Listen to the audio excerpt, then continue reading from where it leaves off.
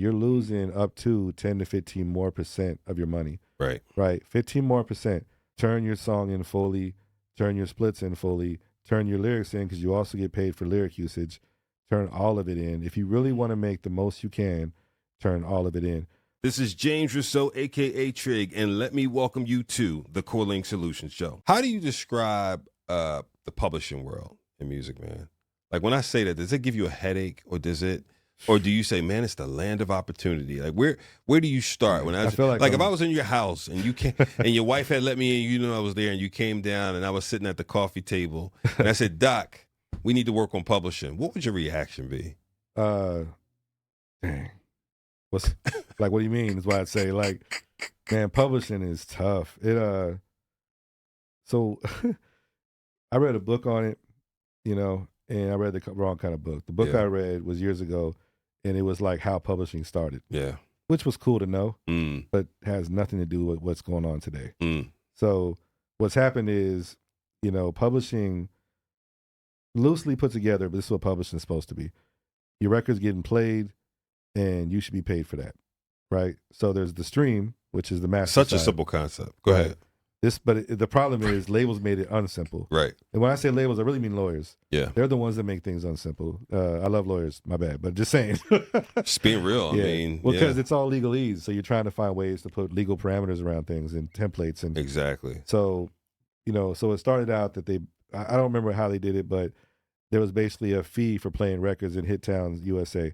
They used to take the records down to every city downtown had a radio station, and there would be a DJ, and the window would be right there in the city, and they would be active, and they were the news. That's how it used to go. And so at night they would play all the blues and jazz and rock. Before that was jazz, and they would bring the records around and try to break them. Right. And basically it was a publicist, and so that's pretty much how it started. I remember reading this story. Yeah. It freaked me out. I'm like, okay, that's dope. Yeah. But how did we get from that to this? To this, right? Yeah. Right. So, there's a maze craze to get to that part. But in short, the money is still broken down a certain way, but it's variant and it's crazy. And so basically, every time you stream a record, every time you get streams, there's a publishing royalty attached to your ISRC code on your song that's sent to what we call a black box fund.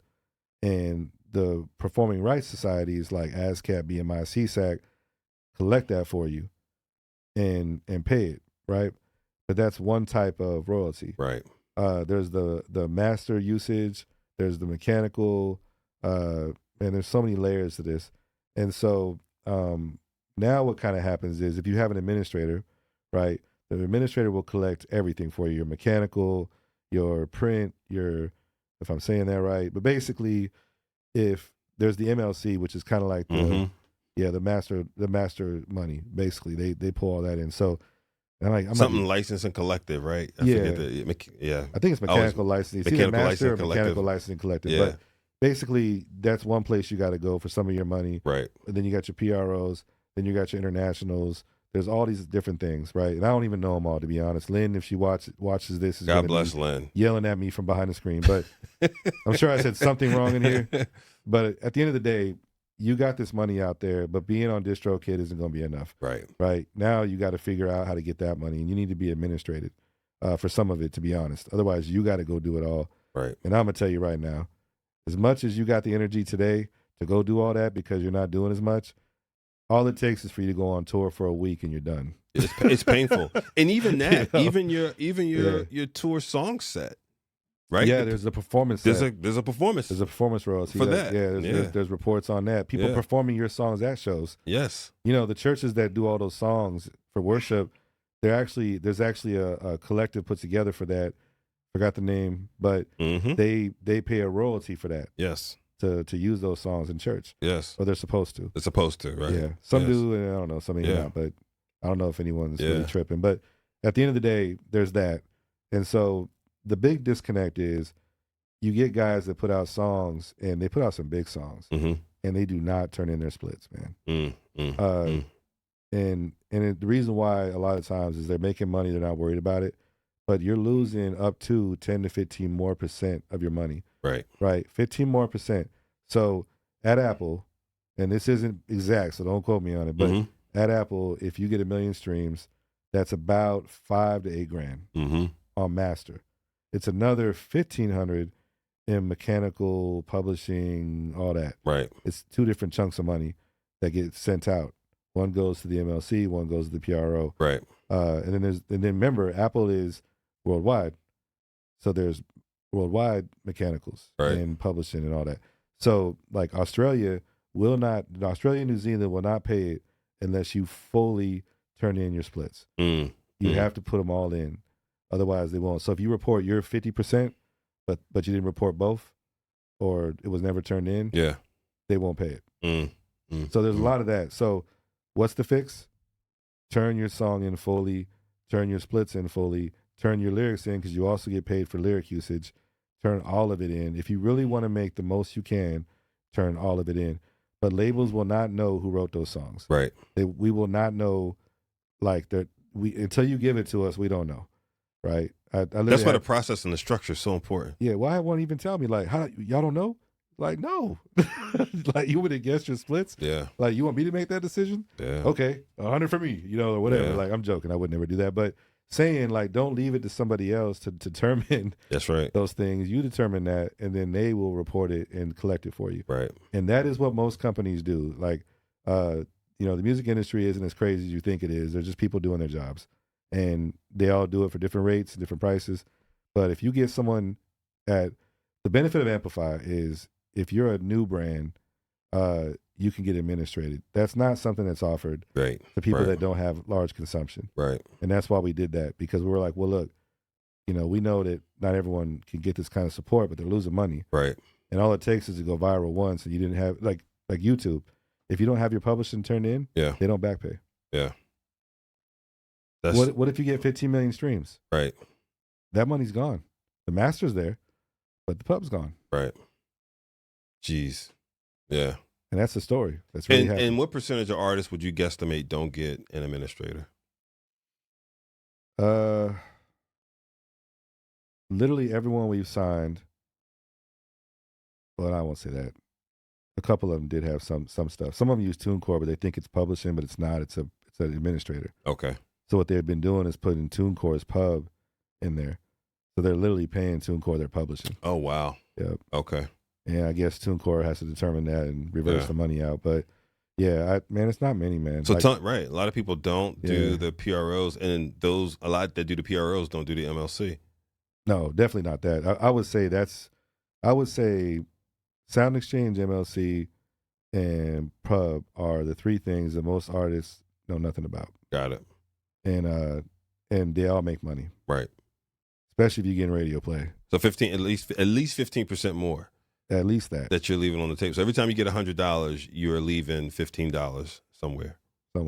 That is huge. Divided up by the writers. Divided up, right. Yeah. Now, if you're producing, writing, right, that's your money. A lot of them are producing. If you're 50%, then that's half of that. Right. Exactly. So, at the end of the day, that's a lot to leave on the table. A question that just popped into my mind. So if you worked with a producer and you're supposed to give that producer 2 to 3, 5 points, is it on the artist to turn it in, or can the producer turn it in themselves?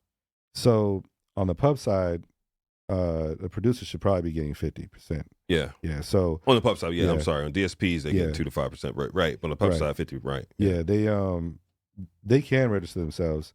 So if you look online and don't see that song there and don't see it registered, you have producer could do it themselves. You're always supposed to. Yeah. Any songwriter can register their port of a song. Like they can, and then it'll get cleaned up. They'll connect the song. So they could theoretically look up, Sound Exchange or somewhere, and do ISRC lookup, get the data. I'm just thinking of situations where the producer did the work, the artist went off and distributed it by themselves. They no longer talk, and that producer can't get the info, but he could get it publicly on an ISRC lookup or something. Yeah, you just go like BMI Songview. Yeah, that's like that one in ASCAP. Songview. Songview is amazing though. I'm just thinking like when the artist goes and how artists fall off.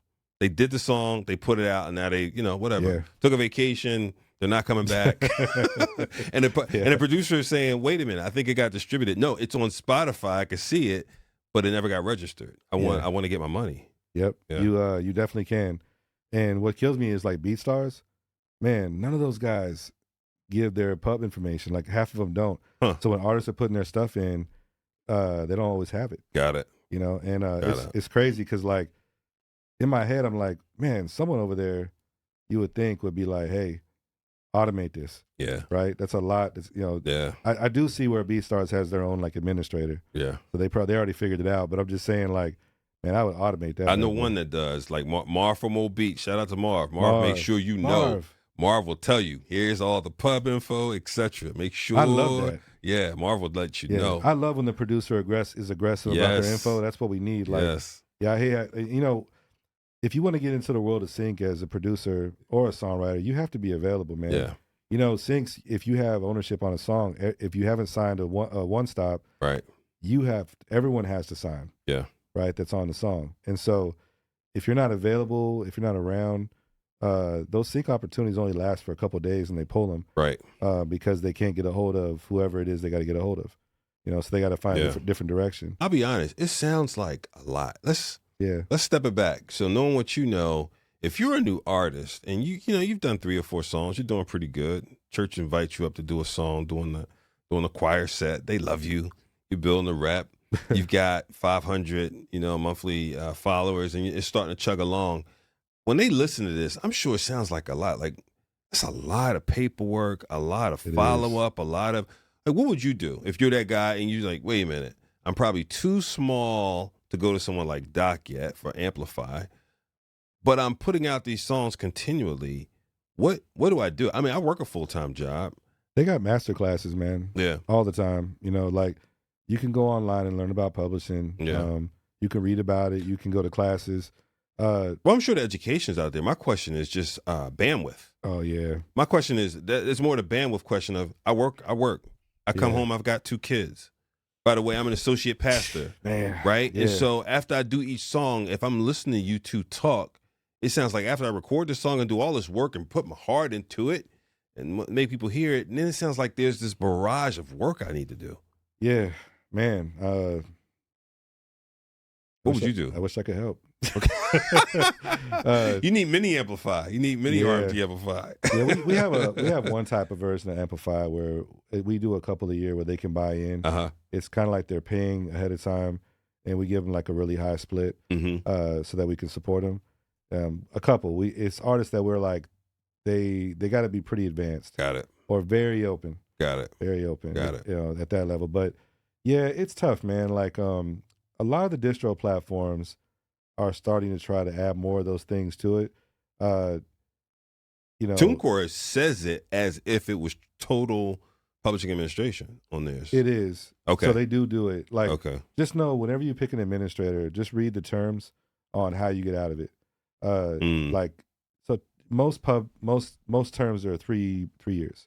Right, because it takes so long to get it going. Yeah, it takes like 6 months to set it up, because royalties are just the cycles are slow. Yeah, so slow. And so you'll have money there probably if you've got music. Like if you're reacting and going back, you'll have money there. But this isn't like college credits, So let me explain. If you go beyond 3 years, most of the contracts say that they put your money in a pool and pay their top earners. So. It's not fair. Right. I don't know why that's just okay, but at the end of the day, it's like state escheatment to me. It's weird. You have money in the state, and the state has it, and you don't collect it in I think 5 years. Yeah, like the little surprise fund stuff. Yeah, they throw it out, man. Yeah, you cannot go back and get it. I mean, look, man. I guess they got to put a limit on how much they can hold on to, but and I imagine they got a lot of data to keep up with at these PROs. But look. You got to create healthy habits. If you didn't know about it, something I learned is always ask questions and know that you're not going to be perfect in business. Trig will tell you, anyone that's in business, any executive, there's dark days and there's great days. Yes. And the great days are usually double the dark days. Yes, right? So, unfortunately. But at the end of the day, you're going to have moments where you learn something. Like if you're watching this now and you're like, oh man, I got like 50 songs. Yeah, you got to register 50 songs. Right. It's not fun. It sucks. But the reward for teaching yourself how to do that as part of your process is great. And that's one thing Amplify really does is And there's some artists that aren't exactly great at it, Right. because they're just not there. It's not what Right. they think about, but they get it done. I think personally, I think one of the things that no shade at Spotify or any of the platforms, I think one of the things they teach you inadvertently, how you talk about unintended consequences, Yeah, is that what's what I'm looking for. They almost devalue music yeah, by wanting you to produce so much so quickly to fit the algorithm that you no longer see it as an investment instrument. yeah. If you see it as intellectual property, yeah, and you think about the fact that over time it can continue to make more Yeah. under right circumstances, like it's almost like saying, I'm going to plant this new field, yeah, and when this field grows crops, that is income for my family. That can actually be the thing that produces a living for my family, right? yeah, But if you only see it as a song, it's just Yeah. it's just a song. It's just a song. It's just a song. yeah, I think your mind reacts differently to it. If you say this Yeah. is my asset I'm planting in the ground, and I want this thing to produce fruit over and over and over again, you treat it like that. yeah. No, that's definitely one way, and that's the way we care about. Yeah. Right. There's also the troll way. You could, Would you go with the troll? yeah. Well, you just troll yourself into a career. Yeah. There's a lot of ways in. I think the concept you have is I think really important, and I think Spotify is trying to. I've seen them talk about this a couple of times. They're aware of the algorithm and what they've built. But I think what they're trying to do now is reshape what that looks like, and what we're seeing a lot of is artists trying to game the system. Really? Yeah. So, and I don't mean that this has nothing to do with the quality or anything. It's just that sometimes I feel like the idea of playing with the algorithm is more important than the quality, because they don't want to lose the momentum. Gotcha. Which is very fair. Gotcha. Right. And unfortunately, when that happens, it becomes more about I need more music versus I really want to make this song. Right. Got it. That's going to happen somewhere in there. Got it. It's because if you're not, there's rare artists out there like a Kendrick that doesn't seem to be the case, right? And why is that? Because of how he started, and it's just so honest. So I think there's this thing where artists are trying to figure out how to balance that out, and I would say, we should be taking on a journey with you as an artist the whole time. So when you're dropping singles, it should be going somewhere. Right. If we're on the turn up part of your journey, cool. Say that part again. If you what? If you're doing what? If you're releasing singles, it should be taking us somewhere. Taking you where? Wherever that is they're going. Like if we're like that in and of itself is a bar. Yeah. Well, I'm just saying if you're like, hey, this like Byron. Byron's been on a breakup and get past the breakup, right? Was this from this is a personal? Yeah, it's the last album. Well, yeah, it comes from a personal experience. Yeah. Right, which makes it you can feel it. Yeah. And so, he took them on a journey this whole time, and then we had older songs that dropped that were really good, that made sense for the project, that his fans are still getting familiar with. So we re-dropped some of those with it because it just made sense. And timing-wise of the drops, did they kind of follow the 6-week cycle? Yeah, he was a little slow on a couple of them. We didn't drop right away. So he didn't record them all at one time, batch-wise, and then drop them. He literally was doing them in time. He recorded the whole project. He recorded the whole project. Yeah. Okay. And he had some of these songs for a while. How do you feel about that when there's a gap between, let's say they dropped a bunch of singles, it stopped in April, then they're recording the next one and they don't pick back up until August, but then after that they're consistent again? How do you feel about that? How far was the gap? About 4 or 5 months. That's not a big deal if you're Derek. Okay. Because he's got such a huge catalog. Yeah, and he's very proactive. Okay. Online, and he has other things he's doing, so he stays involved. Right. Right.